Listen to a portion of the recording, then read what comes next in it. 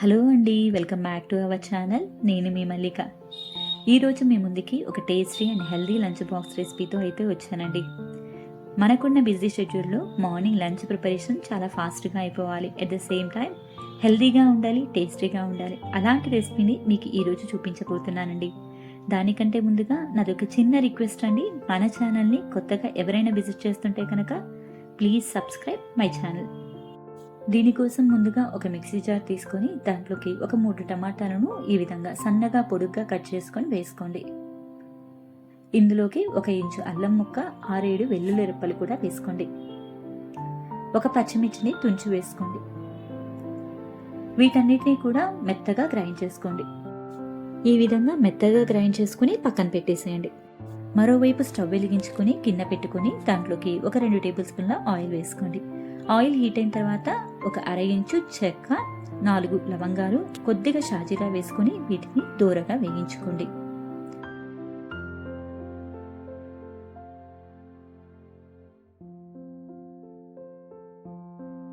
ఇవి కొంచెం వేగిన తర్వాత ఇందులోకి ఒక పెద్ద ఉల్లిపాయని ఈ విధంగా సన్నగా పొడుగ్గా కట్ చేసుకొని వేసుకోండి. ఇందులోకి కొద్దిగా ఉప్పు కూడా వేసుకొని ఫ్రై చేసుకోండి. ఉల్లిపాయ ముక్కలు తొందరగా వేగుతాయండి.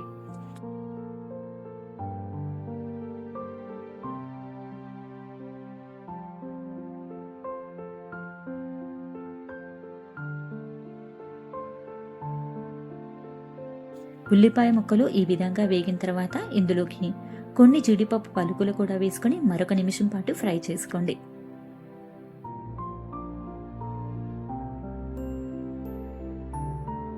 మనం వేసుకున్న జీడిపప్పు పలుకులు కూడా దూరగా వేగిపోయినాయండి. ఇప్పుడు ఇందులోకి మనం ముందుగా గ్రైండ్ చేసి పెట్టుకున్న టమాటో ప్యూరీని కూడా వేసుకుందాం. ఇందులోకి ఒక 1/2 టేబుల్ స్పూన్ పసుపు, రుచికి తగ్గట్టుగా కారం, మీ దగ్గర ఉంటే కొద్దిగా పుదీనా ఆకులు కూడా ఈ ప్లేస్లో వేసుకోవచ్చండి. ఇవన్నీ కూడా బాగా కలిసేటట్టు ఒక 1/2 నిమిషం పాటు కలుపుకోండి.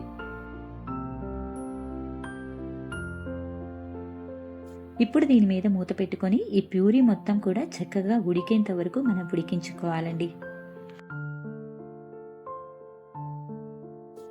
చూస్తున్నారు కదండి, టమాటో ప్యూరీ మొత్తం కూడా చక్కగా వేగిపోయి పైకి ఆయిల్ తేలుతూ ఉంది కదా. ఇప్పుడు మరొక నిమిషం పాటు దీన్ని ఫ్రై చేసుకోండి, సరిపోతుంది.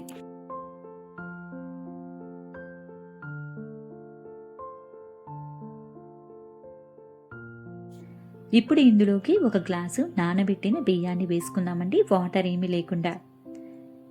ఈ గ్రేవీ మొత్తం కూడా ఈ బియ్యానికి బాగా పట్టేలాగా కలుపుకోవాలండి ఒక 1/2 నిమిషం పాటు.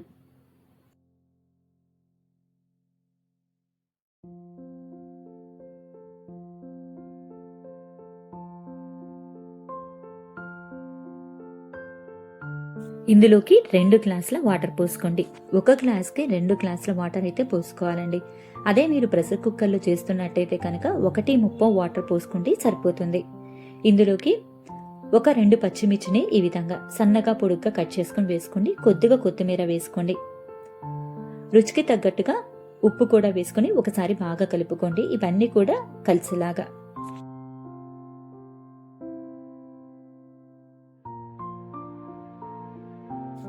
ఇప్పుడు దీని మీద మూత పెట్టుకుని ఈ రైస్ని ఉడికించుకోవాలండి. ఈ విధంగా ఉడికిన తర్వాత ఇప్పుడు ఒకసారి కలబెట్టుకుని స్టవ్ని లో ఫ్లేమ్లో పెట్టుకుని మూత పెట్టుకుని ఉడికించుకోవాలండి.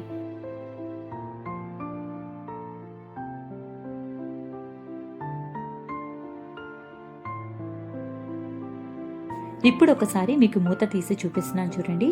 వాటర్ అన్నీ ఇంకిపోయి మనకి రైస్ చాలా వరకు ఉడికిపోయిందండి.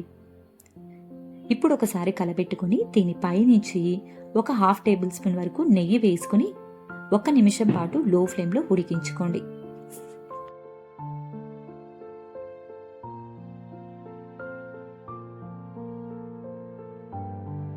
అంతేనండి, ఎంతో టేస్టీగా ఉండే టమాటో రైస్ రెడీ అయిపోయింది.